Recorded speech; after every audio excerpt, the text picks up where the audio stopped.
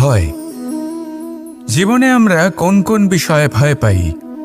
কোনো মানুষকে হারানোর ভয়, কোনো মানুষ কোনো সম্পর্ককে হারানোর ভয়, অর্থহানির ভয়, সময়হানির ভয়। এবার বিষয়টা হলো, এই ভয় কখনো আমাদের কোনো লাভ করে না। এটা সবসময় আমাদের পিছনে ঠেলে আর নিচু স্তরে নামিয়ে দেয়, কখনোই আমাদের উত্থানের কারণ হয় না। তাই জীবনে যদি কোনো ভয়ের কারণ থাকতেই হয়, তা শুধুই এটা যে মানুষের কথা ভাবতে ভাবতে সম্পর্কগুলিকে হারানোর ভয়, মানুষকে হারানোর ভয়, সবার মন রাখতে রাখতে আপনি যেন নিজেকে, নিজের ভাবনা চিন্তাকে না হারিয়ে ফেলেন। যদি এরকম হয়, যদি সকলের মন রাখতে রাখতে আপনি নিজেই নিজেকে হারিয়ে ফেলেন, নিজের ভাবনা, নিজের লক্ষ্য, নিজের মন্তব্যকে হারিয়ে ফেলেন, তাহলে সংসারে যতই যাই হয়ে যাক না কেন প্রসন্নতা লাভ করবেন না। তাই রক্ষা তাকেই করুন যে আপনাকে রক্ষা করে, আপনার মানসিকতা, আপনার ব্যক্তিত্ব, আপনার লক্ষ্যকে রক্ষা করে। আর যদি কোনো বিষয় ভীত হতে হয়, তবে আপনি যেন নিজের উদ্দেশ্যের থেকে দূরে না চলে যান। তাহলে আসুন আর আমার সাথে ভালোবেসে বলুন, রাধা রাধা। কোনো কোনো প্রাণী, মানুষ অত্যন্ত চঞ্চল হয়, একদম জলের মতো। জলও অত্যন্ত চঞ্চল, অত্যন্ত উৎসুক। জল সবসময় উৎসুক হয়ে থাকে আকাশের কাছে যাবার জন্য। সেই জন্য সে নিজেকে জ্বালায়, বাষ্প হয়, আর আকাশে পৌঁছে মেঘে সমাহিত হয়ে যায়। তারপর সেই জল উৎসাহিত হয়ে থাকে যে ও কবে বৃষ্টির ধারা হয়ে মাটিতে ঝরে পড়বে। প্রখর বায়ুর বেগ সহ্য করে, তারপর মাটিতে ঝরে পড়ে। এটা জল কিভাবে করতে পারে? তার উত্তর হলো এটাই যে জল যাত্রার উদ্দেশ্য আর মাহাত্ম্য বুঝতে পারে। আর সত্যি বলতে এই যাত্রা কিন্তু অত্যন্ত গুরুত্বপূর্ণ। দুর্ভাগ্যজনক বিষয় হলো এটাই যে মানুষ, তার নিজেরও একটা যাত্রা থাকে, কিন্তু সে তার মাহাত্ম্য, তার উদ্দেশ্য বুঝতেই পারে না। সে শুধু ব্যস্ত হয়ে থাকে লক্ষ্য প্রাপ্তির দিকে। কিন্তু জীবনের যে আসল সুখ রয়েছে তা এই যাত্রার মধ্যেই লুকিয়ে রয়েছে। সেই জন্য এই যাত্রা যাপন করতে শিখে নিন, এর আনন্দ উপভোগ করতে শিখে নিন। কারণ যে ব্যক্তি এই যাত্রায় আনন্দ নিতে শিখে যান, আনন্দ উপভোগ করতে শিখে যান, সে নিজের লক্ষ্যে নিশ্চিত রূপে পৌঁছে যান। তাই নিজের এই যাত্রার প্রত্যেক মুহূর্ত উপভোগ করতে থাকুন আর এই আনন্দ সহকারে বলুন, রাধা রাধা। আমাদের জীবনে দুই ধরনের সম্পত্তি হয়ে থাকে, এক হলো ভৌতিক সম্পত্তি, এক হলো জৈবিক সম্পত্তি। অর্থ, সম্পদ, সুবিধে, খাদ্য, এইসব ভৌতিক সম্পত্তির মধ্যে পড়ে। ব্যক্তি, মিত্র, পরিবার, আমাদের আপনজন, আত্মীয় স্বজন সব জৈবিক শ্রেণীতে পড়ে। আর প্রত্যেক মানুষের পক্ষে এই বিভাজন বোঝা অত্যন্ত আবশ্যক। কারণ মূলত আমাদের ব্যবহার দুই রকমের হয়ে থাকে, হয় আমরা ভালোবাসি বা আমরা সদ্ব্যবহার করি। আর সবথেকে বড় ভুল আমরা তখন করি যখন আমরা বুঝতেই পারি না যে ভালোবাসবো কাকে আর ব্যবহার করব কাকে। আমরা ভৌতিক সম্পত্তি ভালোবেসে ফেলি আর ব্যবহার করি জৈবিক সম্পত্তিকে, যেখানে এটা অনুচিত। জৈবিক সম্পত্তিকে ভালোবাসুন আর ভৌতিক সম্পত্তিকে ব্যবহার করুন। যেদিন আপনার মধ্যে এই বোধ জাগ্রত হবে যে কাকে ভালোবাসবেন আর কাকে ব্যবহার করবেন, সেই দিন আপনার জীবনে শুধুই শান্তি বিরাজমান হবে। আর তখন এই মন প্রসন্ন হয়ে বলবে, রাধা রাধা।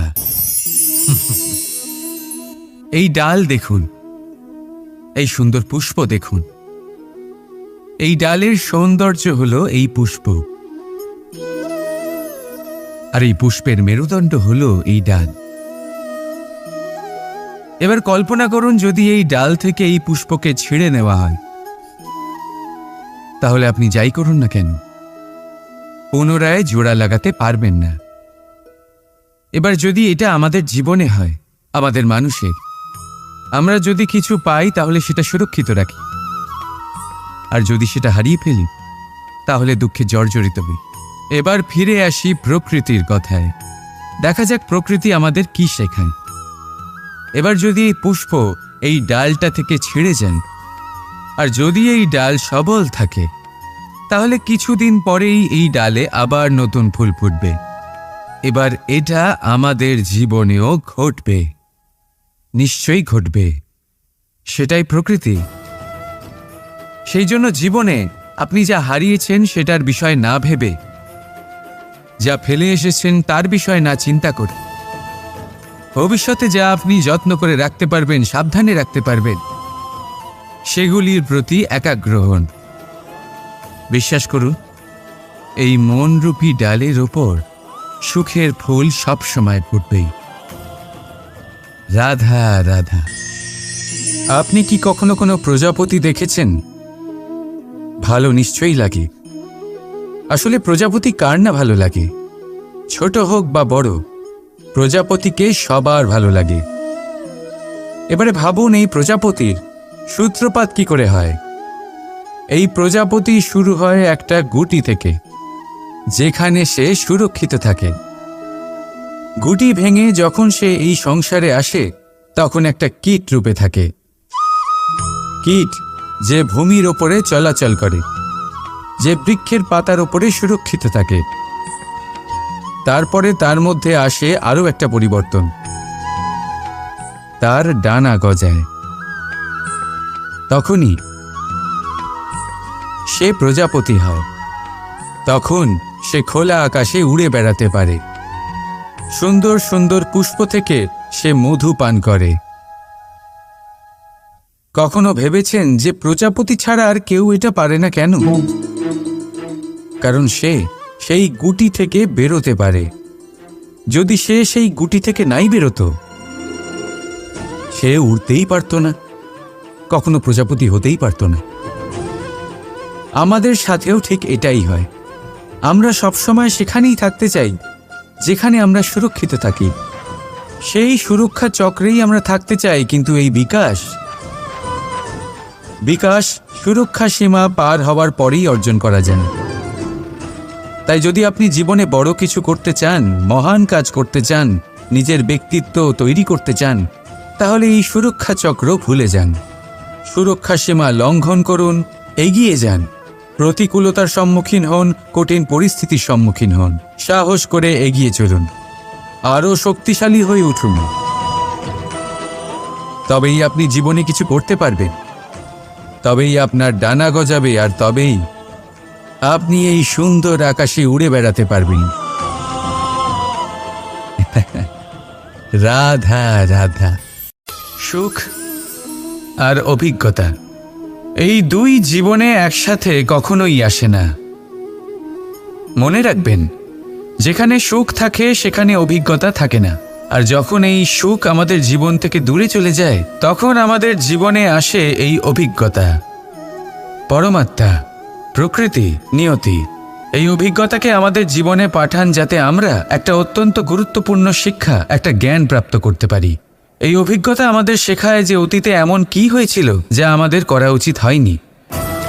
আমাদের শেখায় ভবিষ্যতে এমন কি আছে যা আমাদের করা উচিত আর কি করা উচিত নয়। দেখতে গেলে এই অভিজ্ঞতা আমাদের সেই শিক্ষা দেয় যার জন্য আমরা সুখের দিকে উচিতভাবে অগ্রসর হতে পারি।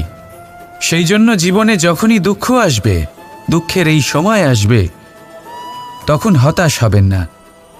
বোঝার চেষ্টা করুন এই পরিস্থিতি কেন এসেছে, কি শিক্ষা দিতে এসেছে। যদি আপনি সেই জ্ঞান লাভ করেন, সুখের পথে অগ্রসর হন, তাও উচিত রূপে, তাহলে এই অভিজ্ঞতার উদ্দেশ্য পূরণ হয়ে যায়। তাহলে আসুন আর আমার সাথে ভালোবেসে বলুন, রাধা রাধা। সময়, জীবন, কাল। দেখতে গেলে এই তিনটি শব্দ একটি শব্দেরই সমার্থক শব্দ মনে হয়, কিন্তু এই শব্দগুলির অর্থ কি সমান? কখনোই নয়। হ্যাঁ, এই সময় চলতে থাকে, জীবন চলতে থাকে, কালচক্র চলতে থাকে। এই সময় কেটে যায়, কিন্তু এই জীবন একে যাপন করতে হয়। কি বলেন? এই জীবনে কিছু করুন বা কিছু না করুন, জীবন এমনি কেটে যাবে, আপনি জানতেও পারবেন না। কিন্তু সেটা আমাদের উদ্দেশ্য নয়। একে যাপন করতে হবে। এই জীবনে প্রেরণা পেতে শিখুন, প্রেরণা দিতে শিখুন, আহ্বান গ্রহণ করতে শিখুন, আহ্বান জানাতে শিখুন, মহান কাজ করতে শিখুন, ধন্যাত্মক বোধ জাগিয়ে তুলুন। জীবন অতিবাহিত করার অর্থ কি তা আপনি শিখে যাবেন। কারণ সময় কেটে যায়, সমস্ত যুগ কেটে যায়, কিন্তু জীবনের রীতি জীবন কাটিয়ে দেওয়া নয়, জীবন যাপন করা। এই জীবন সম্পূর্ণরূপে অনুভব করতে হবে, নতুন পথ বানাতে হবে। এবারে যদি এই জীবন বাঁচার সময় একবার ভেবে দেখুন, যদি মনে প্রেম থাকে, সদ্ভাবনা থাকে, তাহলে কি হবে? এই জীবনকে বাঁচার অনুভূতিটাই অন্যরকম হয়ে যাবে, একটা আনন্দময় অনুভূতি লাভ করবেন। তাহলে এটাই করুন আর আমার সাথে ভালোবেসে বলুন, রাধা রাধা। আমাদের এই বর্তমান আর ভবিষ্যৎকে সুন্দর করার উপায় কি? কেউ বলবেন আজ নিরন্তর পরিশ্রম করতে থাকো, কর্ম এবং চেষ্টা করতে থাকো। তার থেকেও বেশি গুরুত্বপূর্ণ কিছু আছে, বিগত অতীতের সাথে শান্তি স্থাপনা করা। কারণ অনেক সময় আপনার এই অতীত আপনাকে সামনে অগ্রসর হতেই দেয় না। আর অতীতের এই বিতৃষ্ণা যদি আপনি ভুলতে না পারেন, তাহলে বর্তমানের এই মিষ্টি সুখ আপনি কিভাবে উপভোগ করবেন? ভবিষ্যৎকে কিভাবে সুন্দর বানাবেন? তাই এই অতীতকে ভুলে যান, এর থেকে যা শিক্ষা প্রাপ্ত করার করে নিন, আর বর্তমান এবং ভবিষ্যৎকে আরো সুন্দর করে তুলুন। আর আমার সাথে ভালোবেসে বলুন, রাধা রাধা। সারল্য। মানুষ সবসময় এমন কিছু খোঁজে যা সরল, এমন পথ খোঁজে যা সরল, সেই সকল বস্তুর পেছনে ছোটে যা সহজেই পাওয়া যায়। আপনি আমাকে বলুন, যদি সবই সহজে পাওয়া যেত তাহলে আনন্দ কিসে থাকত? আপনি আমাকে বলুন, সরল কোনটা? দুঃখ ভোগ করার পর চোখের জল ফেলা, নাকি হাসি মুখে অন্য কাউকে সাহস জোগানো? সরল কোনটা? পড়ে যাওয়ার পরে কাউকে সাহায্যের জন্য অনুরোধ করা, নাকি স্বয়ং নিজের পায়ে উঠে দাঁড়িয়ে শক্তি অর্জন করা? সরল কোনটা? ঝড় বৃষ্টি আসার পরে নিজের ভেঙে যাওয়া বাড়ি দেখে চোখের জল ফেলা, নাকি মাটিতে জল দিয়ে আবার নিজের বাড়ি মেরামত করে পুনর্নির্মাণ করা? কোনটা সরল?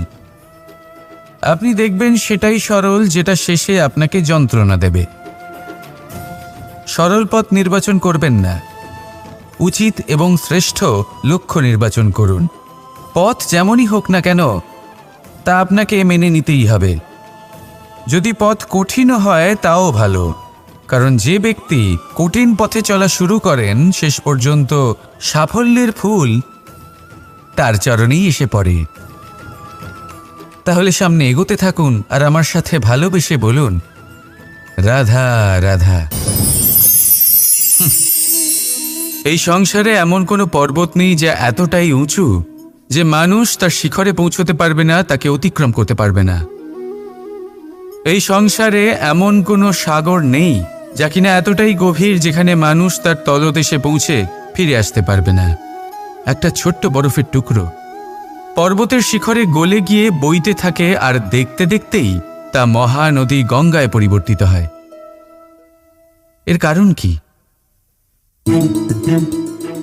এর কারণ হলো প্রচেষ্টা, প্রারব্ধ নয়। এই প্রচেষ্টাই সুনিশ্চিত করে যে আপনার প্রারব্ধ কি হবে। এই সমস্ত কিছু হলো প্রচেষ্টা আর প্রারব্ধের খেলা।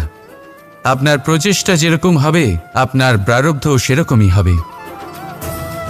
আর আপনার প্রচেষ্টা যদি উচ্চ মানের হয় তাহলে প্রারব্ধকে আপনার সামনে নত হতেই হবে। কি বলেন? তাহলে আসুন আমার সাথে ভালোবেসে বলুন, রাধা রাধা। শব্দই হলো শূন্য, শব্দই হলো আরম্ভ, শব্দই হলো অন্ত, শব্দই হলো অমর, শব্দই হলো ব্রহ্ম। এই শব্দ হলো অত্যন্ত বিশেষ। কেউ কাঁদলে তাকে হাসিয়ে তোলে, কেউ হাসলে তাকে কাঁদিয়ে দেয়। কারোর মনে উদ্দীপনা জাগিয়ে তুলতে পারে, আবার কারোর মনে কাঁটা হয়ে বিঁধে থাকতে পারে। একটা অত্যন্ত গুরুত্বপূর্ণ কথা যা বোঝা অত্যন্ত আবশ্যক। আপনার মন, আপনার হৃদয় যতই শুদ্ধ হোক না কেন, যতই পবিত্র হোক না কেন, আপনার দৃষ্টিভঙ্গি যতই স্পষ্ট হোক না কেন, যদি আপনার কথা পবিত্র না হয়, যদি আপনার শব্দ শুদ্ধ না হয়, তাহলে তা আপনাকে আপনার কর্মফল ভোগ করতে বাধ্য করবেই। একটা সহজ উদাহরণ দিই। আপনার জীবনে এমন কেউ অবশ্যই থাকবেন যাকে আপনি পছন্দ করেন না, যিনি হয়তো অধর্মী মানুষ, যিনি হয়তো দুর্বুদ্ধি সম্পন্ন মানুষ, কিন্তু তার জন্য অপশব্দ প্রয়োগ করলে তার মধ্যে কোনো পরিবর্তন আসবে না, তার মানসিকতা বদলাবে না, শুধু মনে প্রতিশোধ স্পৃহা জেগে উঠবে, মনে হিংসা জাগবে, আর কিচ্ছু নয়। সেই জন্য নিজের শব্দকে নিয়ন্ত্রণ করুন, নিজের কথা সংযত করুন। শ্রেষ্ঠ থেকে শ্রেষ্ঠতর মানুষকেও সাবধানী হতে হয়, কারণ যদি এই শব্দের প্রয়োগ সঠিক না হয়, তাহলে আজীবন মানুষকে নির্বাক হয়ে থাকতে হতে পারে। তাহলে নিজের শব্দ নিয়ন্ত্রিত রাখুন, নিজের কথাকে শুভ করুন, এতে প্রেমবোধ জাগিয়ে তুলুন, আর সেই প্রেমবোধ নিয়েই বলুন, রাধা রাধা। প্রশান্তি জড়িত নিদ্রা মানুষের জীবনের একটা অত্যন্ত গুরুত্বপূর্ণ সুখ এবং প্রয়োজনীয়তাও। দেখতে গেলে এই সংসারের প্রত্যেক পশু পাখি, প্রত্যেক জীব অবশ্যই নিদ্রা প্রাপ্ত করেন, কিন্তু মানুষ, যার মধ্যে বিচার বিবেচনা করার শক্তি অন্যদের থেকে অনেক বেশি, তার কিন্তু ঘুমের কিছু সমস্যা অবশ্যই হয়। কি বলেন, তাই তো? এবার এর কারণ কি? চিন্তা। এবার চিন্তা আমাদের সবার জীবনে আছে। আমরা সকলে জানি যে চিন্তা কখনো আমাদের সাহায্য করে না, তাও আমাদের জীবনে আছে। কেন? চিন্তার মাধ্যমে কি কখনো কোনো সমস্যার সমাধান হয়েছে? অর্থের চিন্তা করলে কি অর্থ লাভ হয়? ভবিষ্যতের চিন্তা করলে কি ভবিষ্যৎ ঠিক হয়ে যায়? স্বাস্থ্যের চিন্তা করলে কি স্বাস্থ্য নিজে থেকেই ঠিক হয়? হয় না। তাহলে এই সব কিছু থেকে আমাদের একটা ছোট্ট শিক্ষা অবশ্যই লাভ করা উচিত। আপনিও আপনার কাঁধ থেকে চিন্তার এই বোঝা নামিয়ে ফেলুন, আর এই সব ইচ্ছে একত্রিত হয়ে আমাদের মনে চিন্তা উৎপন্ন করে। তাই এই চিন্তাগুলিকে ত্যাগ করুন, প্রকৃতির প্রেমের উপর বিশ্বাস রাখুন। মনে রাখবেন, যিনি চিন্তামুক্ত হবেন তিনি চিতামুক্ত হবেন। সুখের নিদ্রা প্রাপ্ত করুন, আর নিদ্রায় যাবার আগে আমার সাথে ভালোবেসে বলুন, রাধা রাধা। আপনি কখনো কোনো ঝর্ণার ধারে বসে থাকুন আর সেই ধ্বনি শুনতে থাকুন। আহা হা হা, সেই ধ্বনি মনকে শান্ত করে দেয়, আমাদের মধ্যে এক আনন্দের সঞ্চার করে। একেই আমি বলি নৈসর্গিক সঙ্গীত। কখনো ভেবে দেখেছেন এই সঙ্গীত উৎপন্ন করার জন্য জলকে কত পরিশ্রম করতে হয়, কি না করতে হয়? ভেবে দেখুন, সেই জল কোথা কোথা থেকে পড়েছে, কত কত পাথরের সাথে ধাক্কা খেয়েছে, কত তীক্ষ্ণ পাথরের সাথে সম্মুখীন হয়েছে, তাকে কিভাবে পার করেছে, নিজের শরীরের সাথে লেগে থাকা সেই পাথরের সাথে কিভাবে সংঘর্ষ করেছে, কিভাবে সামনে এগিয়েছে। ভাবুন, এই সব কিছু হওয়ার পরেই সেই সঙ্গীত উৎপন্ন হয়েছে। এই ঝর্ণার এই মধুর সঙ্গীত কখনো আপনার কান পর্যন্ত পৌঁছতই না যদি সেই জলের বিরোধিতা করার জন্য সেই পাথর না থাকত। এর সারমর্ম কি হতে পারে? সারমর্ম হলো একটাই, এই সব বাধার সম্মুখীন হন, এদের থেকে দূরে পালাবেন না, কারণ এই বাধা হলো নৈসর্গিক। সবার জীবনে এই বাধা রয়েছে, তার সম্মুখীন হন, জীবনের সামনে এগোন। আর আপনিও নিজের ভেতর থেকে সৃষ্টি করুন এই নৈসর্গিক সঙ্গীত, আর এই সংসারে ছড়িয়ে দিন শান্তি আর প্রসন্নতা। রাধা রাধা। স্বপ্ন। স্বপ্ন এই শব্দ আমাদের জীবনে কতটা গুরুত্বপূর্ণ হয়। কিছু স্বপ্ন এমন হয় যে আমরা রাতের মিষ্টি ঘুমের মধ্যে দেখি, তো কিছু স্বপ্ন আমরা খোলা চোখেই দেখি। কিছু স্বপ্ন আমাদের শান্তির ঘুম দেয়, আবার কিছু স্বপ্ন আমাদের ঘুমোতেই দেয় না। এবার খোলা চোখে দেখা এই স্বপ্ন ছোট হতে পারে বা বড়, কিন্তু এর সাথে যুক্ত থাকে সাফল্য। এবার আপনাকে একটা কথা বোঝাই, এই হলো আমার স্বপ্ন, এই হলো সাফল্য। এবার এদের মধ্যে যোগসূত্র হলো বাধা বিপত্তি। তাহলে যত বড় স্বপ্ন হবে ততই বড় বাধা, যত বড় বাধা বিপত্তি ততই বড় সাফল্য। মনে রাখবেন, আকাশে সবথেকে উঁচুতে ওড়ার জন্য বাজ পাখিকে মেঘের ওপর দিয়ে উড়তে হয়। তাই এই বাধা বিপত্তির থেকে দূরে পালাবেন না। অবশ্যই এ হলো সেই বাধা বিপত্তি যার থেকে সংসার দূরে পালাতে চায়। এই সেই অসুবিধা যা আমাদের জীবনে যাতে না আসে সেজন্য লোকে প্রার্থনা করে। কিন্তু এই সেই বাধা যার সম্মুখীন হয়ে আপনার সাফল্য প্রাপ্তি হবে, আপনি আপনার লক্ষ্যে পৌঁছতে পারবেন। তাহলে আসুন আমার সাথে ভালোবেসে বলুন, রাধা রাধা। এটা সেই নৌকার প্রতিরূপ যা আমাদের নদী পার করায়। এবার বিষয়টা একটু ভেবে দেখুন, সেই বিশাল নৌকা যা আমাদের নদী পার করায়, সেটা নির্মাণ নদীতে নয়, ডাঙায় হয়। আর যদি আমরা এটাকে নদী অবধি পৌঁছতে চাই, তাহলে আমাদের দরকার পড়ে কোনো গরুর গাড়ির অথবা ঘোড়ার গাড়ির। তার সাহায্যে একে বহন করা হয়। এবার পথে যদি কোনো জলধারা আসে, কোনো নদী আসে, আর সেটাকে পার করতে হয়, তাহলে তখন সেই নৌকার ওপরে গাড়ি রাখা হয়, তারপর তাকে পার করা হয়। অর্থাৎ এই যাত্রা দুজনের সংযোগ ছাড়া সম্পূর্ণ হতেই পারবে না। সেই জন্যই এই প্রবাদ আছে, কখনো নৌকা তো কখনো গাড়ি। আমাদের সম্পর্কের মধ্যে অতি আবশ্যক, আমাদের সম্পর্কের মধ্যে অত্যন্ত গুরুত্বপূর্ণ হল সংযোগ। সবসময় একসাথে চলা, সংযোগ স্থাপন করা, সবসময় সুখী থাকবেন। রাধা রাধা।